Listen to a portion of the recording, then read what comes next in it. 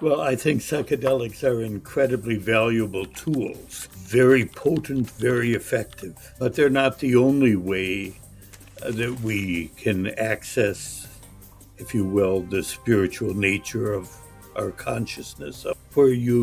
I like to think of the enlightened man as someone or woman, if you will, who has one foot in the eternal world and one foot in the temporal world and can interrelate the two. What does the enlightened man do? He chops wood and carries water. Here and now, but with an awareness of, we have all these words: love, peace, meaning, something unfolding that's intrinsically magnificent.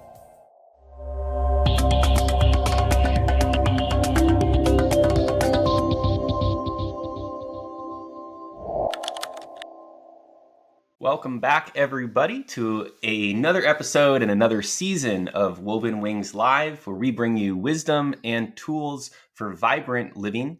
If you haven't already, please subscribe to our show and share it with your communities. Also, if you enjoy listening to what we do, please leave us a 5-star review, as it makes a huge deal in the sharing of this podcast and information. I'm your host, Gabe Crane. I'm joined as always by my co-host, Rahul Deedwania. And today we have a really exciting and excellent episode titled Sacred Knowledge, Psychedelics, Consciousness, and Human Evolution. And our guest today is Dr. William Richards, a giant in the field of psychology and psychedelic research. His friends call him Bill, and we're really lucky to have him today on the show. And so before we get into a bigger introduction to Dr. Richards and our topic for today, just wanted to say we're really excited to be back here for a new season. As always, we are focusing on wisdom and tools that can help you live your best life, vibrant life. And this season in particular, we're really interested in how these practices are of particular significance today, thinking about the rapid and great changes that are taking place today within the human species and on this planet. It is really a rich and exciting time to be engaging around ideas of meaning, spiritual practice, the intersection of science and our spiritualities, our sense of ourselves. As a big part of that today, we've got a episode for you on psychedelics and really the experiences, the state of being, and the parts of human experience that psychedelics point us to. Obviously, this is, for folks that have maybe heard about this is certainly a huge developing topic in our culture today. There has been a lot of research that Dr. Richards and others have undergone that's begun to normalize and bring forward this research into mainstream awareness. And so we're going to be diving into a lot of that today with a special emphasis on this sense of sacred knowledge, which is the name of Dr. Richards' book, What Psychedelics Open Us Towards. As we jump into that, I just want to take a minute to bring Rahul, my co-host, in here. Rahul, it's super awesome to be back here with you. I'm excited that we're recording another season. And as we kick off season 2 with this episode on sacred knowledge, I'm curious, what is coming up for you? Where are you at in this moment as we embark on this new voyage? Thank you, Gabe. I'm feeling a lot of enthusiasm just around kicking off season 2 with a conversation that I think has a lot of potential to be deeply thought-provoking, in a way that's both like philosophically and even spiritually inclined, and really, on the frontier of a lot of conversations that I think we're having as a society, that we experience the world not just through our thoughts, but even more through our consciousness, right? Which incorporates this notion of awareness and attention and energy, or, just revisiting the age old and what I consider a mind bending idea that our own consciousness is actually part of something much larger than us. And, I think on a smaller, somewhat adjacent note, I feel like there's also a timeliness to this conversation. There's been a lot of hype, a lot of conversation around chat GPT and just how AI can now, basically have almost indecipherable, or conversations that are almost indecipherable between humans and AI. And that prompts this other question that's been floating around for decades now around, can consciousness be generated. And while most people agree that at least currently AI isn't conscious, so to speak, that question keeps coming up, right? And people still hold on to this idea that human consciousness is something special, right? And that it is tuned into something special and sacred. But I think for me, I'm like, hey, what does that mean, right? And so, really looking forward to diving in from that angle as well. Thinking about the evolution of the species and just the future of human life and life on this planet. On that note, I'd like to introduce our guest today, Dr. William A. Richards. Again, his friends call him Bill, and we're lucky enough to call ourselves friends of his today. He is the author of Sacred Knowledge, Psychedelics and Religious Experiences, which is available online in bookstores near you, and we'll be talking about that book today. Bill is the director of therapy at Sunstone Therapies, which is currently focused on psilocybin-assisted therapy and palliative care. And he is also a psychologist at the Johns Hopkins Center for Psychedelic and Consciousness Research, where he and his colleagues have been pursuing research with psilocybin since 1999. And he teaches mental health professionals to work safely and effectively with psychedelics at the California Institute of Integral Studies. Shout out to my alma mater, which is also where I met Bill. And his graduate degrees encompass the psychology of religion, theology, comparative religion, and clinical psychology. Bill's involvement with psychedelic research originated at the University of Göttingen. You'll have to clarify my pronunciation of that, Bill, in 1963.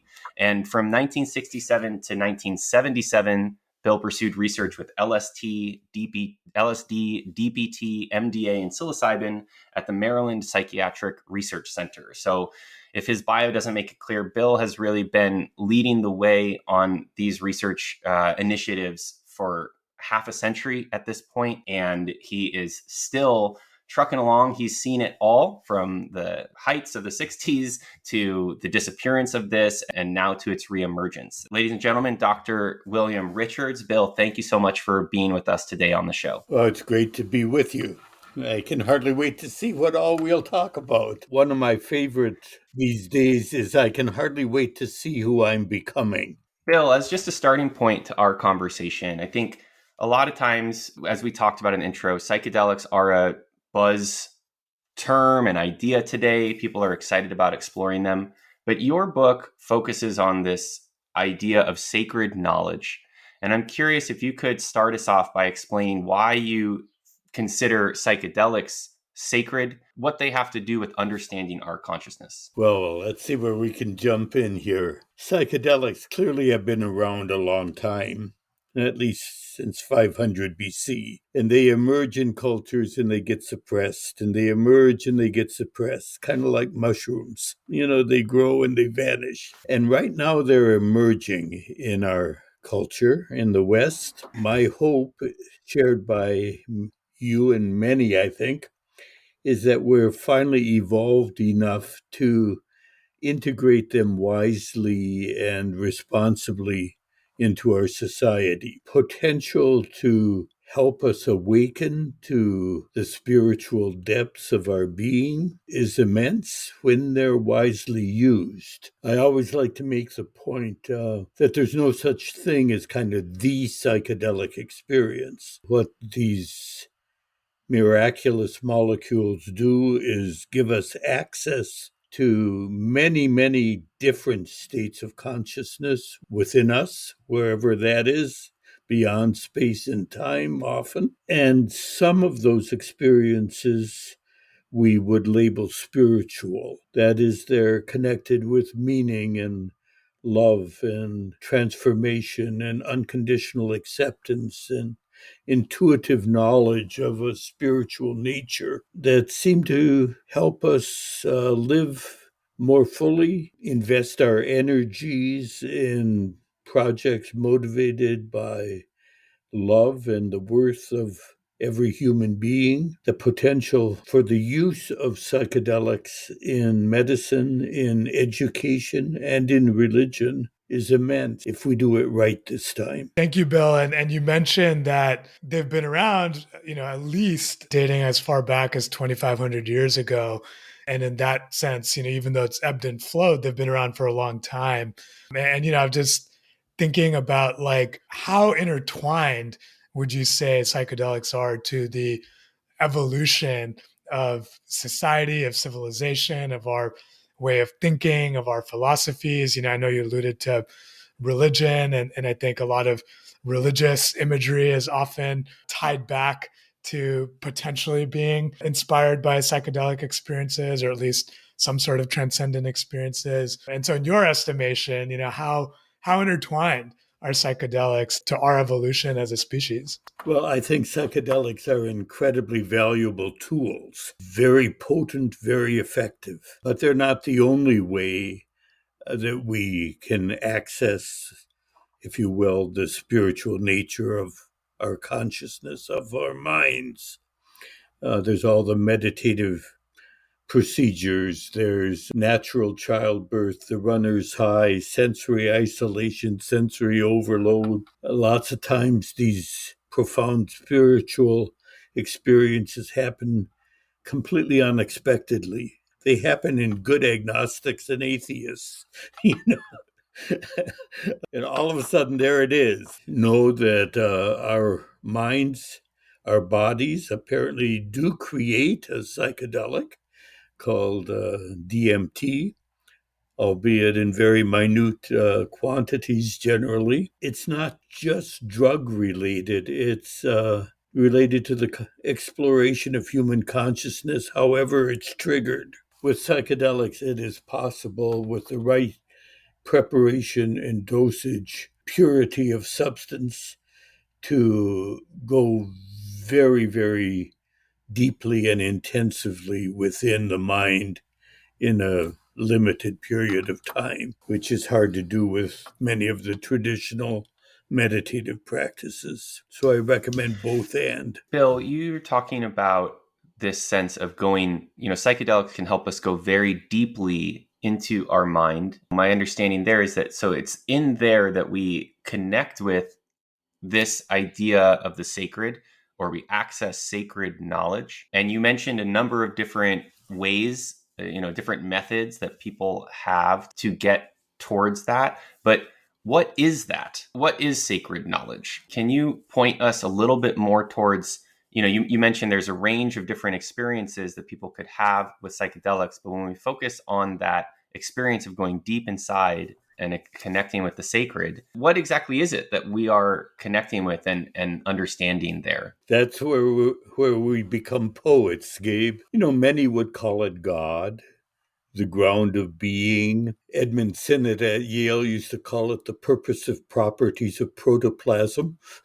you know, you can choose your word, but there's something incredibly beautiful, meaningful, and that when people experience it, it feels intrinsically self-validating. It feels more real, more fundamental than the state of consciousness we're in right now. So people often refer to it as homecoming or awakening or becoming enlightened, at least having a taste of what enlightenment might be. I like to think of the enlightened man as someone or woman, if you will, who has one foot in the eternal world and one foot in the temporal world, and can interrelate the two. What does the enlightened man do? He chops wood and carries water, here and now, but with an awareness of, we have all these words: love, peace, meaning, something unfolding that's intrinsically magnificent. This notion of something being intrinsic, I think I was seeing something that you'd said before, which is like this notion that there's a source, deep in the core of human consciousness that's like a given, right? And Mhm. it's just there. It's waiting for us to discover or maybe rediscover it, and it's something that in a way is beyond maybe even this is my interpretation, maybe even beyond the explanation of like biology, or maybe Mhm. aligned with something that biology is yet to discover. Would love to just like understand, like, Can you explain your conviction around this idea, right? This idea that there's a source deep within each of us. Is it the same, for me and for you and for Gabe? Is it different? What exactly is happening there? If you look up at the Milky Way at night, is it the same every night? Well, there's a paradox, I guess, when we activate the rational mind, that it's the same and different always. Or there's pure being, if you will, be outside of time and space, and then there's process. And somehow it's both and. But that gets beyond. Maybe a few quantum physicists can talk about it in some language, but for most of us, we make music and write poems that it's very hard to express. Is it valid or is it big? Is it one big wonderful delusion? That's the question. Do you choose to trust it? Do you choose to live in harmony with it? And I think it's an intuitive judgment. It's very much like, how do I know I love my wife or my kids? I trust that. I live out of that. I bet my life that it's true. And I think it's that type of intuitive conviction that follows a profound, transcendental, mystical type of experience. It just feels so beautiful, so real. And maybe I can talk about how we try to define it in the research world, but it's intrinsically self validating and it remains in memory. The reason these experiences are often helpful in psychotherapy is that the vision is so intense that it remains in memory for the rest of your life. You don't have to keep taking the drug over and over and over. It's maybe a bit like if we all jumped in a plane and went to Bali for a week. And that wonderful memory would stay with us forever. It's something like that. You don't have to keep going back there. But once you've been there, you know you've been there. I like the Zen Buddhist framework very much, that the eternal world is not only before birth and after death, but it's also in the middle of the present moment. If we can really wake up with beating heart and breathing lungs, we can go through a portal that enables us to remember, connect with what we call the eternal world. And that's what happens in some psychedelic sessions. So much of what you said there, Bill, sparked many different thoughts for me. One of the things that I'm keying in on now is you mentioned the activation of the rational mind. And we started out talking about sacred knowledge, this intrinsic, intuitive place that we all have inside us. Then we try to understand it more and break it down, and it starts to get confusing or complex, or we have to point to it with poetry, as you said. And earlier, you talked about how you're not good at anxiety, right? I mean, just present. We've had a lot of guests on our show. Sometimes there's nerves and things when we're starting. And you're just hanging out. You're just there. You're like, okay, I'm good. Let's have a great time. I'm excited. I'm interested. I'm curious. And here in your response to Rahul, you talked about trust, choosing to trust it. I choose that. I trust that. And there's something in that I think is somehow helping you to connect with that ground of being, that sacred knowledge. And I think a lot of times, sometimes people are scared of psychedelic experiences, right? Sometimes because they are overwhelming, or they are sometimes associated with not revelation, but rather psychosis. And so I'm curious if you can help us understand, what's your magic secret here? What is the mechanism by which you're able to connect with that trust and that kind of sense of peace, which seems like it's opening you up to make contact with this realm that we're talking about without some of the confusion and complications that can sometimes get in the way? Well, clearly, I do talk out of the memory of my own cache of experiences in other states of consciousness that I personally have been privileged to have, and I remember vividly.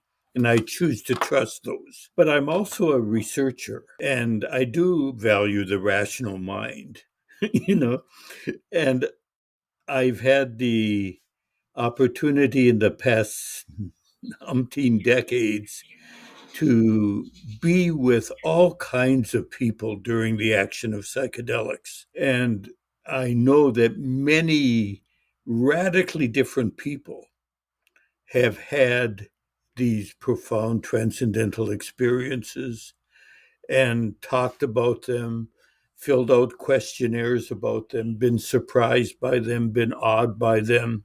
People from all different religious and non religious backgrounds, people who really didn't want that kind of experience, but it still happened. And conversely, there's people who hope it'll happen, and they have other nitty gritty psychodynamic work that they have to do first, apparently. But I've heard so many reports of this, what we call mystical consciousness. You know, it's not something misty or vague. It's actually, you can find the term in the Journal of Psychopharmacology now. It's a scientific term, mystical consciousness.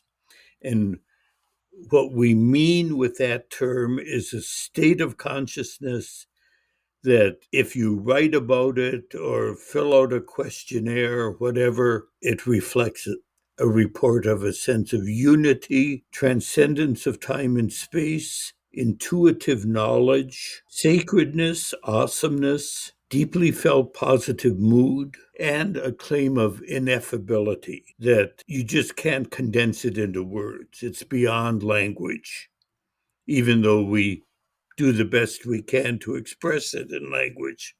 And part of that is what we call, here's a big academic word for everyone, but the term is paradoxicality, that when people try to talk about it, they invariably seem to contradict themselves. It's the one that contains everything. I died, but I've never been so alive. It was masculine, but it was feminine, etc., etc. That when you try to express it in human language, it sounds like you're contradicting yourself because it's always both and instead of either or. And that's why some people, instead of writing essays, compose music. And this piece, Bill, about writing about it or trying to describe it, even though it's ineffable, for me, what it's really sparking is this notion of how do you like integrate this kind of an experience? Like everything you just described as it relates to mystical consciousness is sounds deeply profound, right? Deeply profound. And I think we keep coming back to this idea of having a transcendent experience or having a mystical experience and how, you know, we remember it. And you mentioned going to Bali. Funnily enough, I just went to Bali, you know, in the first week of January for the first Oh, time. lucky you. Yeah, you know, it was great. And I think there was both the surface level experience of being there as well as this deeper connection of being in a place like that, you know, and experiencing the rain in the rainforest or the, you know, all these like magical moments. And I know Gabe has talked about how Maui, where he lives, holds this mystical energy, and whether, you know, all of these perceptions, whether they're real or like you said, delusions or not, you know, putting that skepticism aside for a second, even in these moments of having these experiences, what I've noticed and what I'm even experiencing now with that Bali trip is that it can sometimes be difficult to know if it's been integrated, right? And I know you talk about this a lot in your book, but what does that look like? Like, how does one take any of these experiences, you know, whether they're very, very, very deeply profound or whether they're even, you know, I'm even thinking of going to like a music festival, you know, and listening to music and being in tune with that. Like that too has this profundity to it. And it's like, how do we integrate that? How do we make that a lasting part of who we are? And how much of that is implicit versus, you know, explicit? And we'd love to get your take on that. Lots of things to talk about here. Let's tackle integration. In the research world, we make a distinction between initial integration and lifelong integration. When you have one of these experiences, whatever the content of the psychedelic session is, really, even if it's not spiritual, let's say if you're resolving a trauma from childhood or something, it's great to meet with a therapist or someone you trust a few days to talk about what happened, write about it, reflect on it. That's initial integration. But then some of the insights are so profound that you work on it the rest of your life, really, becoming a more compassionate being, we've never done a specific study, but I suspect people kill less bugs afterwards. You know, there's a certain reverence for life. You see beauty more clearly, and it takes some conscious effort, discipline, I think, to make those new perceptions an integrated part of everyday life. But that's what we call the journey of spiritual development, an occasional glimpse of an alternative state of consciousness triggered by psychedelics or some other technology can give us a boost, kind of a refresher course along the way. But it's not a substitute for the work of doing it steadily. Another point that keeps popping up in the background here, let me articulate it so we don't miss it, is that there's more going on here than accomplishments of the ego, our everyday self. That I had a mystical experience. Okay. It probably is more accurate to say the mystical experience has us. Or some would say I've been had by a mystical experience. Okay. It's not an accomplishment. It's something when you choose to unconditionally trust and be open, it comes as a gift when it happens. And you can find that throughout the history of the spiritual disciplines. And you choose to trust, you deal with whatever comes into consciousness. And some days, if you're really lucky, some very beautiful and meaningful things happen. And we call that revelation in religious language. Bill, throughout this conversation, and I think it's clearly informed by your backdrop in both psychology, theology, but you exhibit this beautiful dexterity moving between religious language, spiritual language, and then the definition of mystical consciousness as a scientific term. And I think this is something that as we're progressing with our research and your research is on the cutting edge of this, we find these intersections of the ineffable or the religious, the spiritual, and then our attempts to understand it scientifically. And I think that tends to bring different kinds of people together, right? Some people tend to be more oriented around the spirituality, and some people are very science oriented. And so you seem to really be able to walk naturally in both those worlds and help bring them together.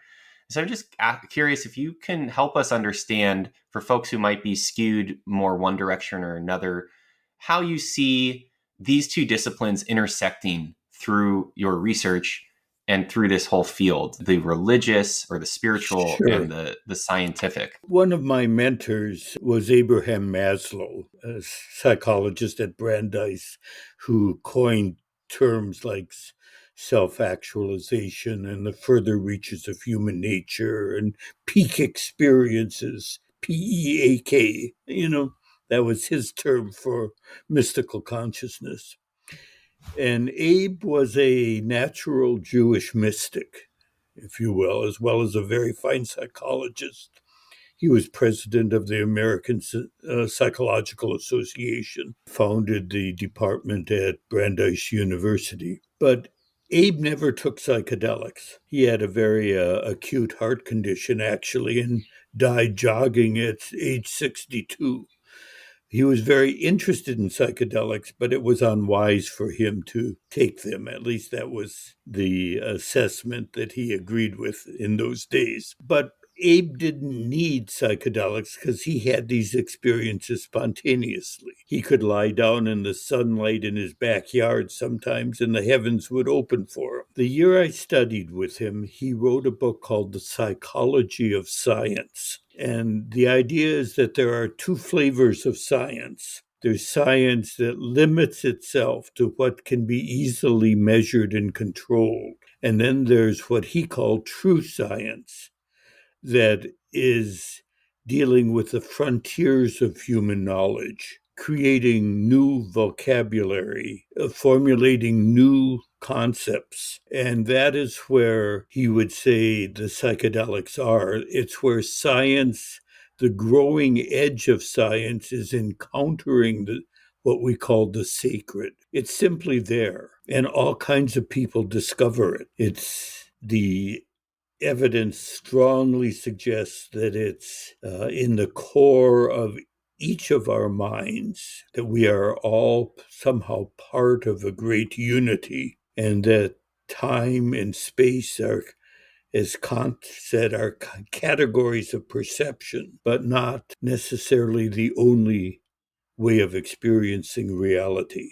And so it sounds like this alternative experience, that we keep referring back to and calling like a mystical experience is something that, like, hey, once we're there, we are just hit with these profound realizations or hit by this feeling of connectedness, of compassion, all the different things that you've mentioned. And coming back for a second to the individual journey, exactly does it mean to like explore consciousness? Is it just to go seek out, this state, whether using the tool of psychedelics or meditation or what any of the different avenues that you've mentioned, and then stepping into the experience and then reflecting on it? Or is there another way to talk about it, right? Like, what does it mean to explore consciousness? How do we do it?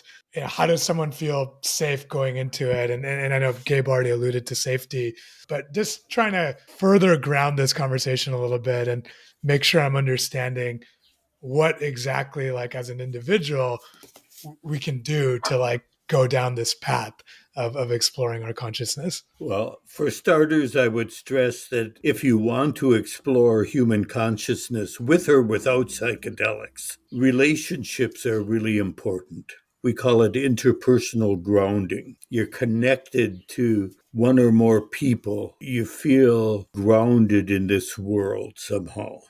You're connected. You love someone. At least have some good friendships. When you are grounded in good relationships, it's easier to choose to relinquish control and to be a adventurer, if you will, within consciousness. But as you go deep into consciousness, you get beyond the everyday you. And that's often reported as a sense of dying, melting, dissolving, becoming part of something much bigger than your everyday personality, what we call the ego. And so there is a sense of kind of death, awareness of an eternal world, and rebirth, coming back to the world of time and the person who goes grocery shopping and cooks dinner, okay? And that's pretty awesome stuff. In my work here at Sunstone Therapies, we're specializing in using psychedelics in palliative care to help people with terminal illnesses to deal with death and live more fully. And often, when they have these mystical experiences with psilocybin, they claim to have lost the fear of death, and they have a renewed ability to treasure every minute they have and to live as fully as they can. And that's pretty healthy, I think, and pretty impressive. So it's not just having a mystical experience, but it's bringing those insights back and living fully as long as you have a body. I love that question around kind of the personal entry into this exploration.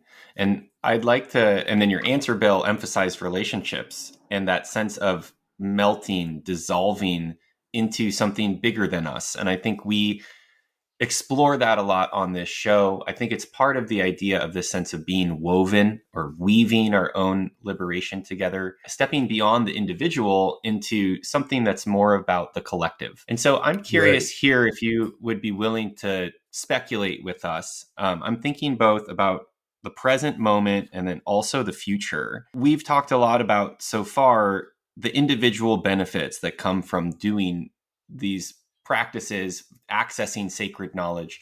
But what do you think are the second order benefits on a community and social, societal scale that we can hope for? You know, it could be the implications of more and more people coming to this sacred knowledge. And I'm thinking about this both in the future and if so, anything that you think could come about. And also, if you think that there's anything that's already going on today that is a reflection of more people being turned on to this or having access to this kind of awareness. Well, one of the intuitive insights that's often reported when people have so called mystical or transcendental experiences is a sense of the interconnectedness of us all. What in Western language we call the brotherhood of man or the unity of humankind. Or in Hinduism, it's called the bejeweled net of Indra, in which we all participate. That even though we forget it when we run through our daily lives, there is something within consciousness reliably encountered that gives a firm conviction that somehow we are all part of the family of man. We are all interconnected. Now, that's a spiritual insight that has very practical implications. If we are all brothers and sisters, if you will, interconnected, there's the worth of every human being, which religions have stressed for ages, and the desire to appreciate different perspectives, different world religions, different political systems, to be tolerant and curious, to spend our time more in the United Nations than on battlefields. We can do that. And some would call that an evolution of consciousness. This feels just so foundational, right? Like if on an we talk a lot about the connection between the individual and the collective, and it's like, hey, if individuals and a number of individuals start to really tap into this, right? This feeling of interconnectedness. My mind is going bonkers with all the like downstream effects, right? You mentioned more United Nations, less battlefield. I'm like, oh, but how about just like at every level of society, there would be more collaboration, more compassion, more Mhm. sympathy, more kindness. A real valuing of diversity, just tolerating it, but valuing it, wanting to know what it's like to be in someone else's shoes. And finding beauty in it. And beautiful, yeah. The Yeah. net of Indra is fantastic. Yeah, Yeah. there's sapphires and rubies and topazes and emeralds and diamonds and who knows what else, but they're all beautiful. And as you said, right, religions have been preaching this concept for millennia, right? It's been around. It's central to a lot of not just religious ideology, but like even new agey spiritual ideology, if you want to call it that. And it sounds like there are a lot of different gateways, right, to getting there. I mean, we've talked about psychedelics, we talked about meditation, we've talked about just discovering it in spontaneous, unplanned moments throughout your day, or just tuning into that frequency that's within us already. And so my question then is like, what's getting in the way of this being the way that we operate and that we move through time as a society, right? It feels like the wisdom is there, that even the tools to some degree are there, and yet the vibrant living, to use that, is still more an aspiration Yeah. than a reality. And so just curious your take on what's getting in the way. Well, many of us, for one reason or another, are scared, frightened, stuck. We have our depression and our neuroses and our repetitive obsessions and compulsions, psychological states that limit us. To come out of those to a broader vision requires courage. Paul Tillich, a Protestant theologian, called it the courage to be. And sometimes that journey towards a greater vision does lead through some suffering. Spiritual growth isn't all fun. It includes the dark night of the soul, if you will. It includes working through guilt, unresolved grief, learning to forgive people who have harmed you in your development, resolving traumas. It's a very meaningful but very challenging journey. And that's why we need not only personal courage, if you will, and some wisdom, the support of communities. And actually, we have them. We call them churches and synagogues and mosques and temples, as well as AA groups or whatever. But I think we need to be in community in some sense. Bill, I love how you described the fear and the courage that's required to get into some of the realities of taking this path. And part of that, to me, as part of how I interpret what you're saying, is you have to be willing to face yourself and be present to your fears. You described that experience of dying a Well, little bit, when you enter this realm. mhm. And for all of us out there who are scared in some way or are stuck in some way, help us out. What can Okay. we do? What, Well, what would you here, say would be steps for us to get going? we're all together here. Uh, when we prepare someone for a psychedelic session, one of the things we always talk about is if you encounter something frightening, a monster, a boogeyman, a dragon, you name it, what do you do? Well, if you run from it, you know what's going to happen. You're going to have a seminar in panic and paranoia, like a nightmare. The faster you run, the bigger it becomes, the smaller you become, and you wake up in a cold sweat. That's not a therapeutic experience. Okay? Instead, if you see the monster, you dig in your heels and you look it straight in the eye. And maybe you hold the hand of a therapist or friend and you say, well, hello, are you ever big and scary? What are you doing in my mind? What are you made out of? Why are you here? And you go towards it. If it has an eyeball, you might dive into the pupil of the eye. You confront the fear in and through.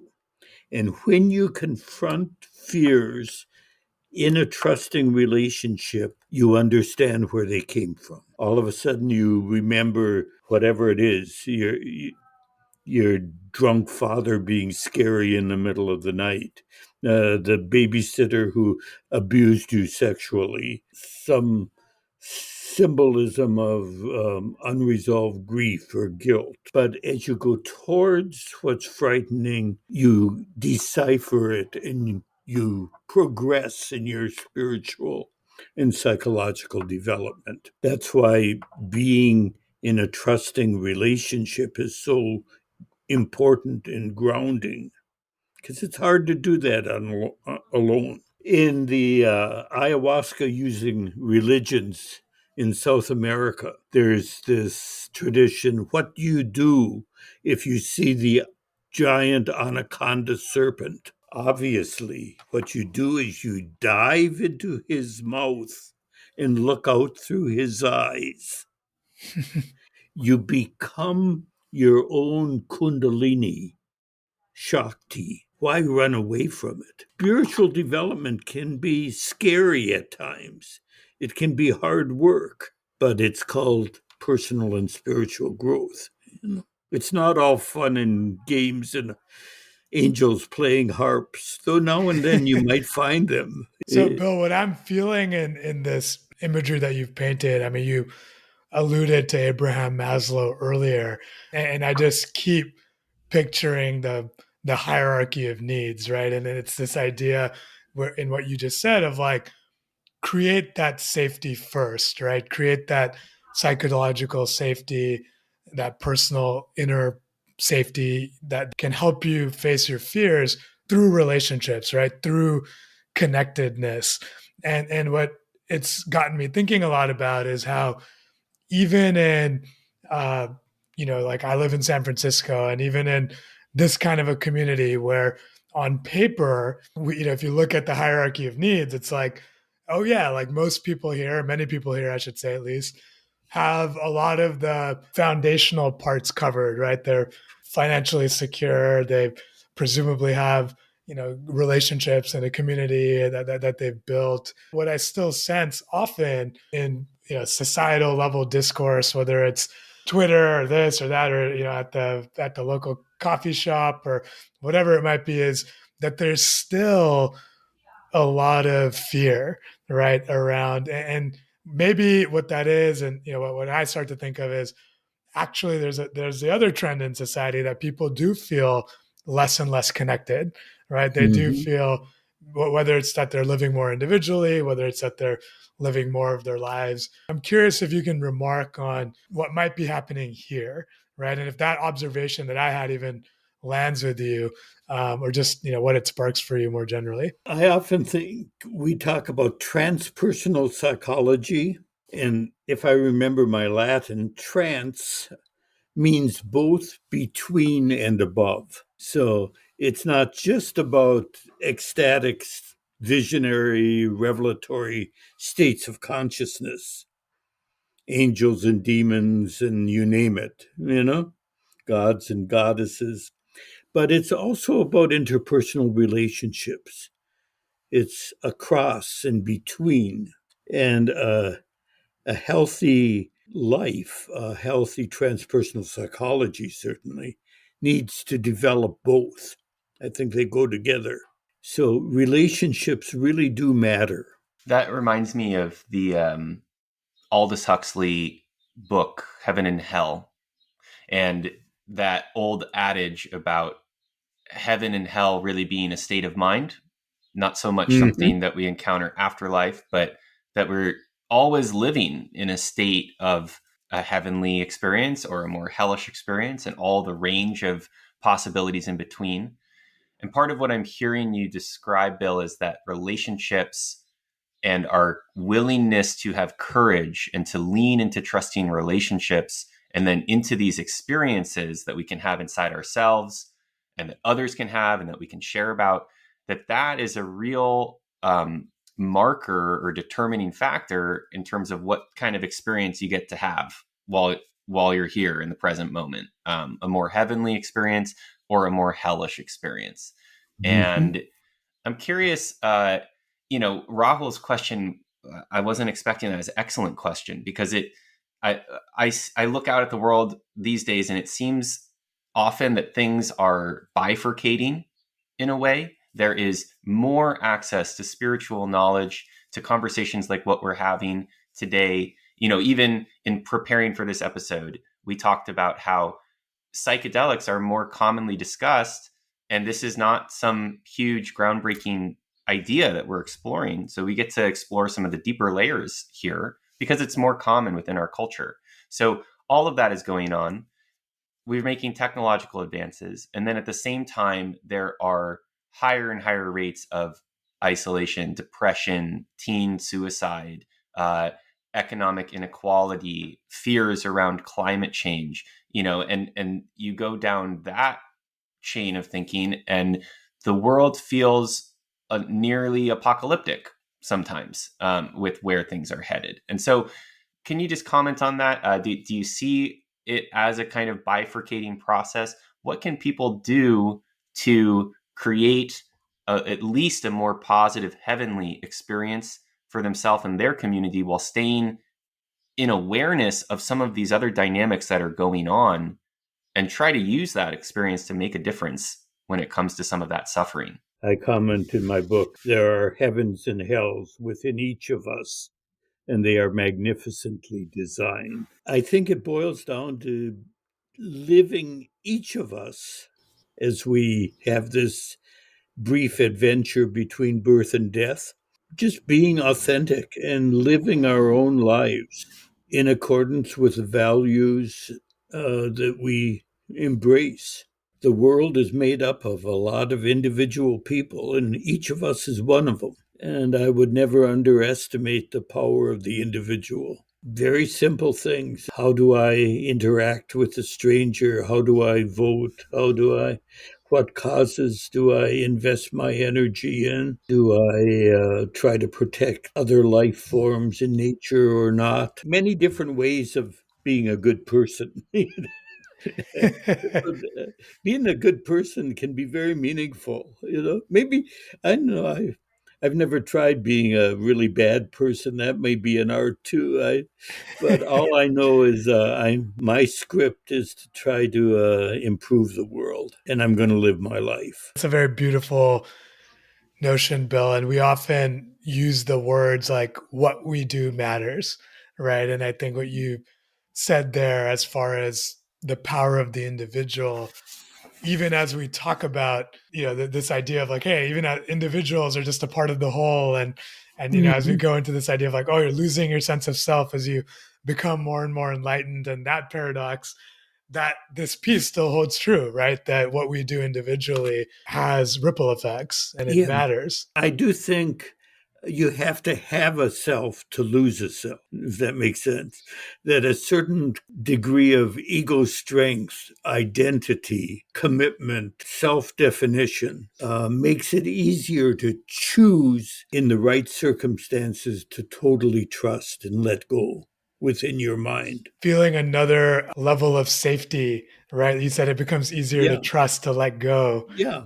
And, one of the deep mystical insights that people often report is the sense that ultimately, somehow, all is well. In religious language, he's got the whole world in his hands. But that awareness doesn't preclude fighting for justice or equality or feeding the hungry, whatever. We have the freedom to choose to contribute to what we find meaningful. Bill, at the outset of the show today, we touched on this running theme that we've got for our second season here, which is about the evolution of consciousness or a shift in consciousness, and also about the opportunity, perhaps the imperative that we have at this particular juncture in history. And I guess I'm curious if you have any comment on that. It's a two-part question. The first part is, why do you think, or do you have any comment on why all this research and our ability to have this conversation, this discussion is happening now at this point in history, and seemingly having more and more green lights and open doors opening to it? Of course, that could change, but that seems to be the pattern. Versus, for example, when you were first doing research starting in the 60s and some of the counteracting behavior and the shutting down of that process that we went through then. And so that's the first part of the question. And then perhaps with that notion of all is well ultimately, or the whole world in his hands, if I were to place that with you as our resident sage for today, I'm curious what you foresee going forward at this point. Where are we at, and can we be optimistic about the direction we're heading in the coming years? What do you kind of imagine that we might experience and face as a collective in the years ahead? Well, I don't have a crystal ball, but I'll share some thoughts. As I think you may have outlined, I did live through the days when psychedelics were legal and non-controversial, and it was a perfectly reasonable thing to give LSD to a graduate student if he wrote a good report. No controversy at all, And the early days of research were so hopeful, very much like what we're feeling now. And then it got all closed down with fear around 1970. And the press was very irrational. You know, LSD is going to make deformed babies and make you jump off skyscrapers. And those themes were in television shows. You know, it was people didn't know any better. You know, not that there aren't real dangers of psychedelics if they're not used wisely and intelligently, but they were kind of demonized. And we're just coming out of that now. Um, and the press is so much more accurate, responsible, and there's been very positive press, like the recent Netflix series on how to change your mind, for example. Um, we didn't have any of that back in the 1960s, or very little of it, you know. Um, so I think there's some real reason to be hopeful that the wise and responsible use of psychedelics will indeed make us a more wise, evolved, compassionate society. Um,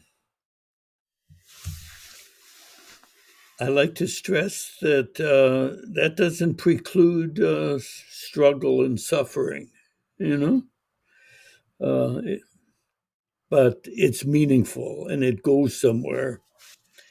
Uh, and fascinating things are in, like Brian Muir Rescue's book, The Immortality Key, suggesting that maybe the early Christian sacrament might have been a psychedelic, you know, radical thoughts.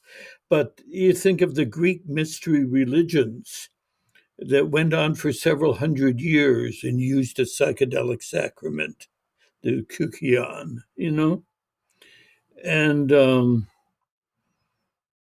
uh, maybe there are means of meaningfully integrating these tools in responsible ways. Another way of looking at this is that there are thousands and thousands of depressed and addicted and traumatized people on our planet right now.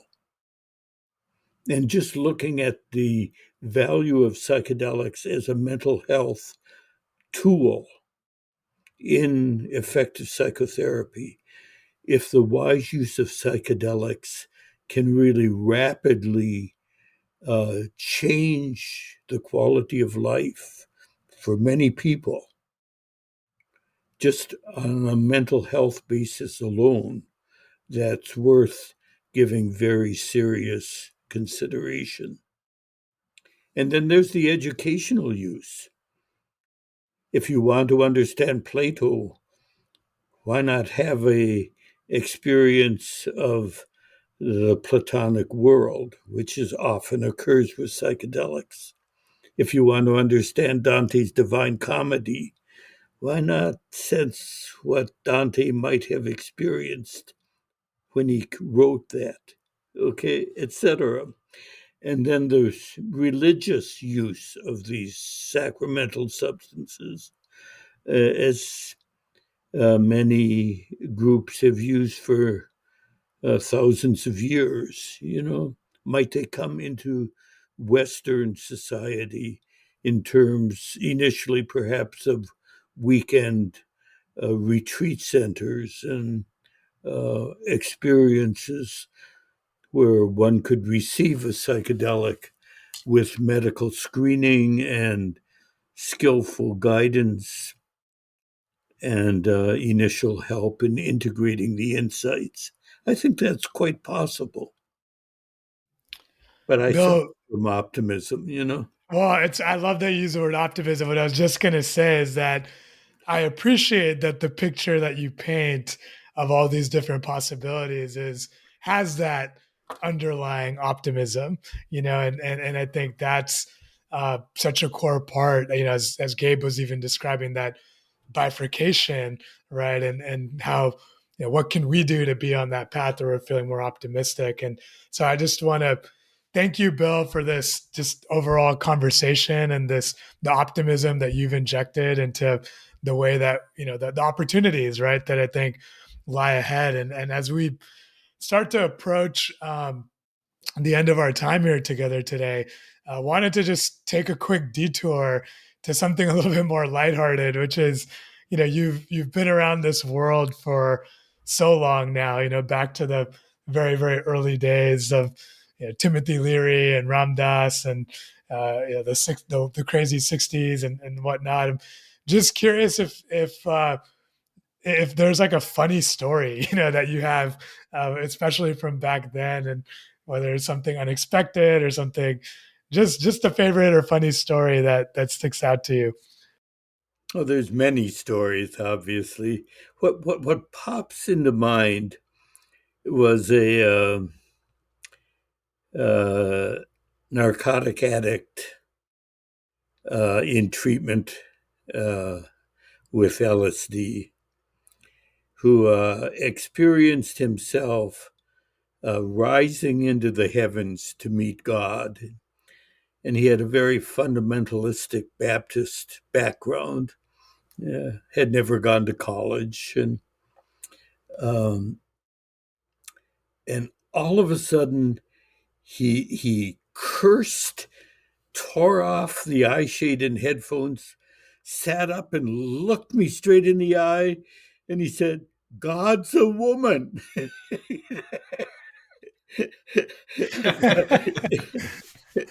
In his experience, the divine was revealed to him in feminine form, as in the Virgin Mary or Kuan Yin or whatever, but it was just delightful because it was so totally unexpected, and those things happen all the time. It is common for people to experience content that does not seem to come from their personal life histories. And is that encoded in our DNA? Is this Jung's collective unconscious? Who knows what? But it's fascinating. And it's a real frontier of science, as well as religion, to probe those experiences.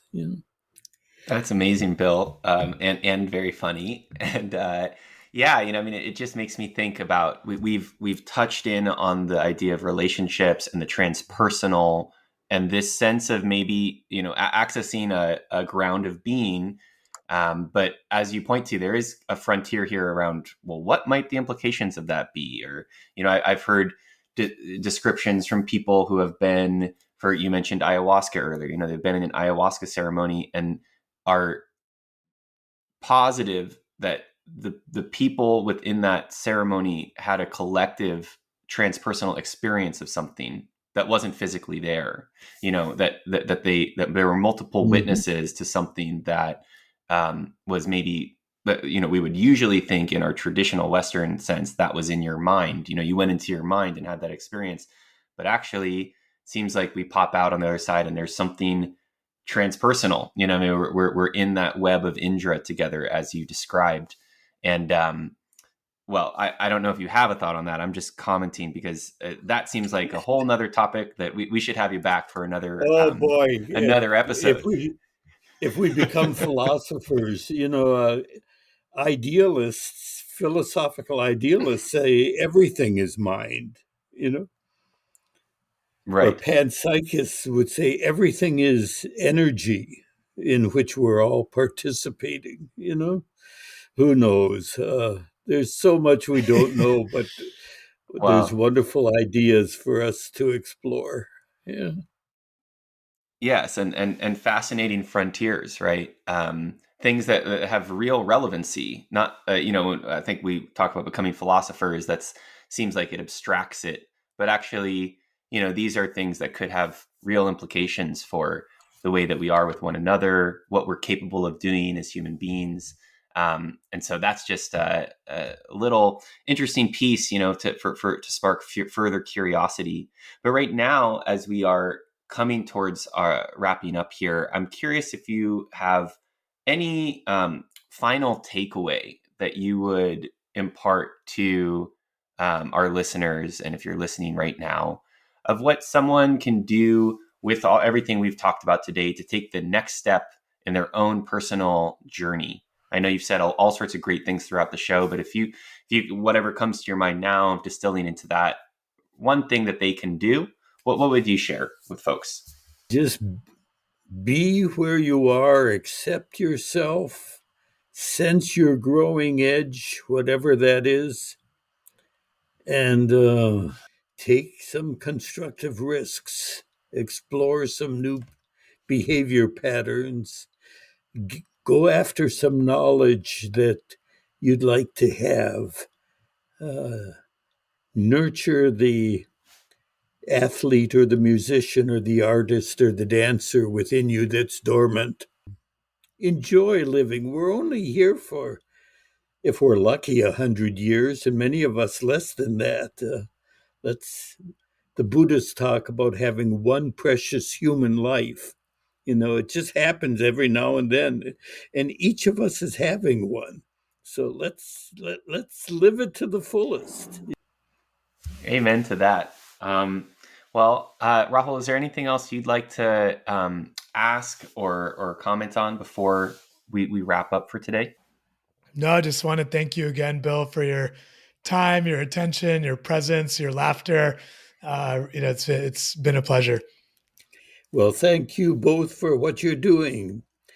Just to create programs like this is a real contribution.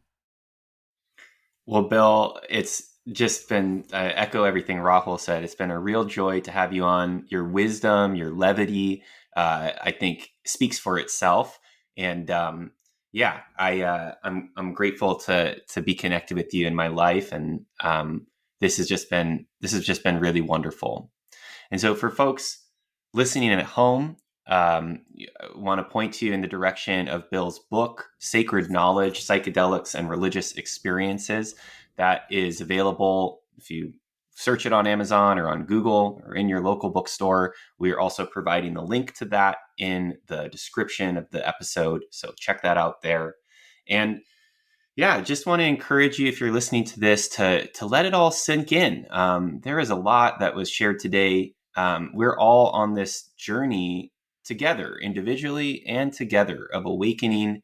And as I hope that our conversation today made clear, it really matters what you do with your life, your decision to run and hide from the monster, as Bill said, or to turn towards that anaconda and jump into its mouth and look out through the eyes of something more whole, something deeper that is than your surface awareness. And through that, something might really change in you, in your relationships, in the world that you live within. And in that personal world changing, it changes our broader world altogether. And that's what we're engaged in here. That's what we're aspiring towards. And we hope that it is of value to you. So please, again, do subscribe to our show. Please share it with your communities, and please leave us a 5-star review if you feel so inclined. All of those make a big difference in us being able to share these messages of our episodes with a broader community. So on that note, it's been awesome today, starting out another exciting year with you, and we're really stoked for the year ahead. So thank you all so much for listening, and take care. We will see you out there next time.